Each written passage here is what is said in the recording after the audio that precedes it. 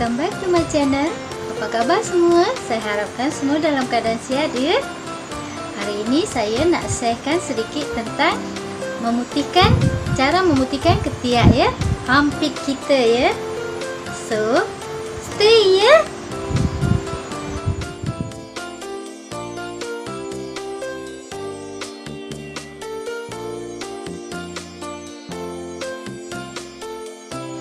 Dah like dan subscribe ke? Kalau dah like, tekan bell notification dekat bawah ya, untuk mendapatkan update video daripada saya. Terima kasih. Ada 3 hal yang membuat kita tak rasa selesa dengan ketiak kita ya, armpit kita ya. Yang membuat kita rasa tak selesa ianya ialah bau dan tumbuhnya rambut, dan juga warna gelap di bawah armpit kita ya. Dan dia juga mempunyai masalah yang berbeza-beza, dan cara mengatasinya juga berbeza-beza ya.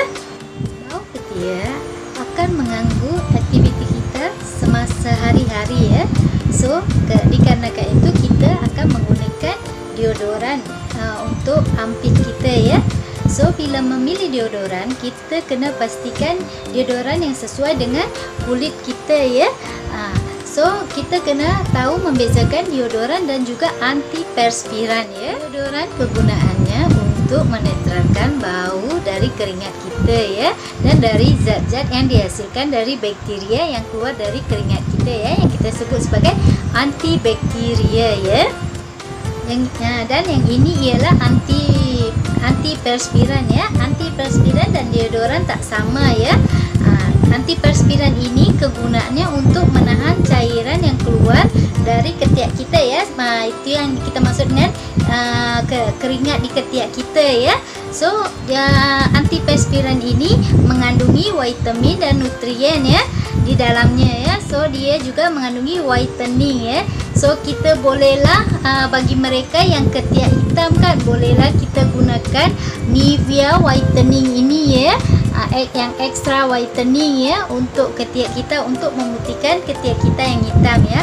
So, pilihlah deodoran ataupun antiperspiran yang sesuai dengan kulit kita ya, jenis ke kulit kita ya. Dan masalah rambut di ketiak kita pula, kita akan selalu melakukan cukur, mencabut ataupun waxing ya.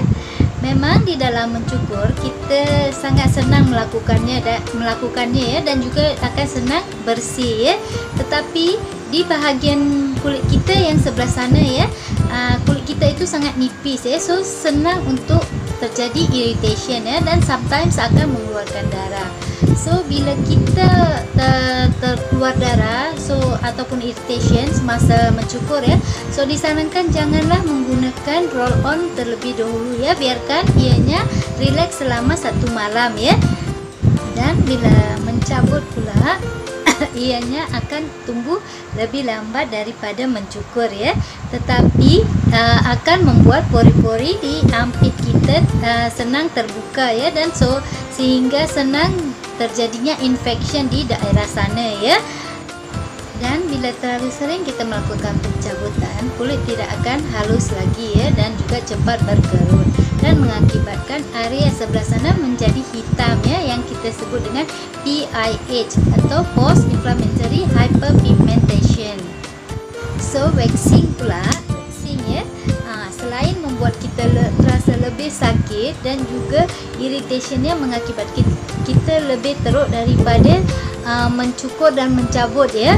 Dan bahan-bahan waxing pula dapat membuatkan di area sebelah sana kita, di armpit kita akan menjadi lebih gelap ya, dan juga dapat menipiskan kulitnya di area sana ya, skin barrier.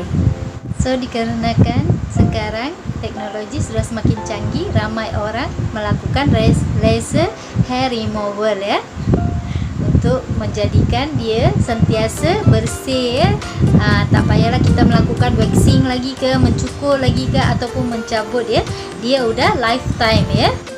So, bukan wajah kita saja yang memerlukan pelembab ya, armpit kita pun memerlukan pelembab ya. So, gunakanlah gel aloe vera dan juga lotion ya, untuk melembabkan ampit kita ya.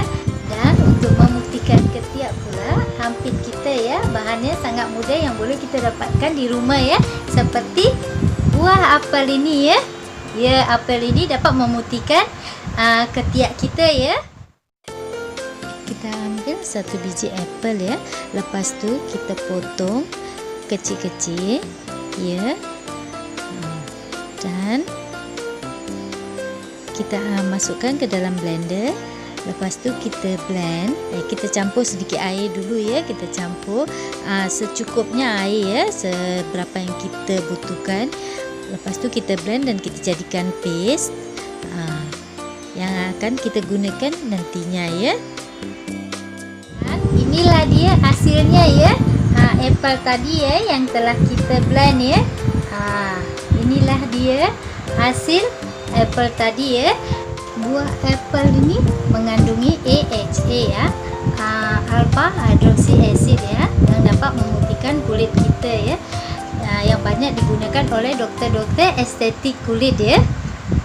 Caranya ialah kita ambil kapas ni kan, kita ambil kapas ni, lepas itu kita ambil paste daripada apple ini kan, yang tadi sudah kita blend. Lepas itu kita sapukan ke area ampit kita ya. Kita sapukan seperti ini dan kita biarkan kering ya. Kita biarkan kering. Lepas itu bolehlah kita gosokkan ya. Tapi saya lebih selesa menggunakan tangan ya. So kita boleh menggosoknya lebih merata ya. Kita gosokkan dan kita biarkan selama 5 menit ya. Lepas tu bolehlah kita pergi mandi. Dan yang kedua, cara memutihkan ampit kita, ketiak kita ialah dengan menggunakan baking soda ya. Baking soda ya. Kita boleh menggunakan baking soda brand apa sahaja ya. Saya hanya menggunakan brand ini saja ya. Ini baking soda ya. Kita boleh gunakan baking soda. Kita campurkan dengan beberapa sudu air ya, untuk mengikuti kegunaan kita ya. Saya akan mengambil satu sudu baking soda ini ya, satu sudu baking soda ya. Saya akan letakkan dalam bekas ini ya. Dan saya akan campurkan sedikit air ke dalamnya ya. Airnya mengikut suka hati kita ya, mengikut kebutuhan kita ya. Saya akan campurkan sedikit air ke dalamnya ya, menjadikannya paste ya.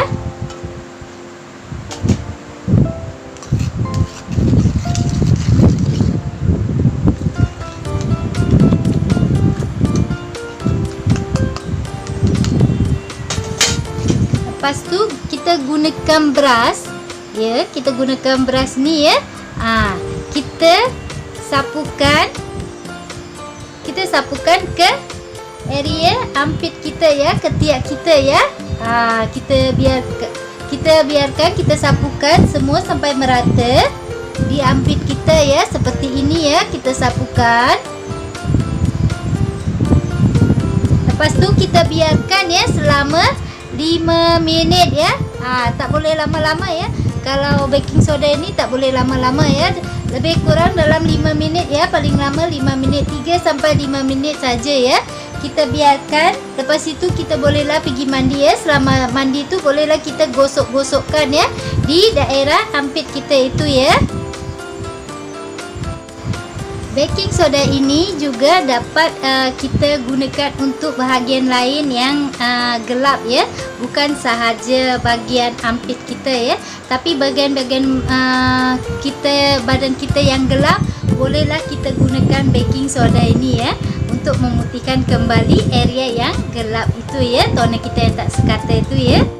Dan untuk ketiak kita yang kadang-kadang suka rasa gatal-gatal kan, untuk mengurangi rasa gatal di ketiak kita, di ampit kita, kita bolehlah menggunakan ice cube ya.